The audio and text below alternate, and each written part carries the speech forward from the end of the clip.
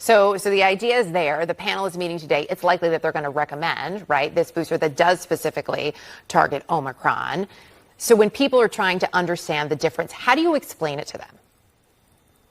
Well, here's what I would say. I think the question is who really benefits from another dose. I mean, the CDC has shown that people who've gotten 3 doses are generally are less likely to be hospitalized than those who got 2, and those who got 4 were less likely to be hospitalized than those who got 3. But who are those people? Who are those people who are getting hospitalized? It really falls into 3 groups. One is the elderly, meaning people over 65.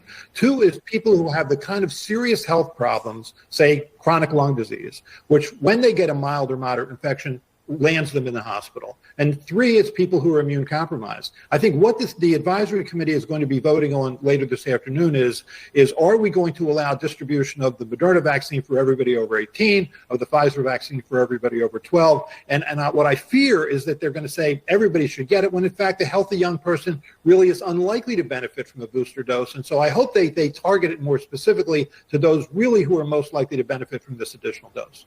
So if they don't, because right now as it stands, if you are 50 and over, or if you have, a pre-existing condition, yes, you could be eligible. But otherwise, as you point out, younger people are not. If it is, in fact, authorized, Pfizer would be authorized for 12 and up, as you point out, Moderna 18 and up. Why not get it, right? If it does give you, even if it's a smaller benefit, is there any reason not to get the booster?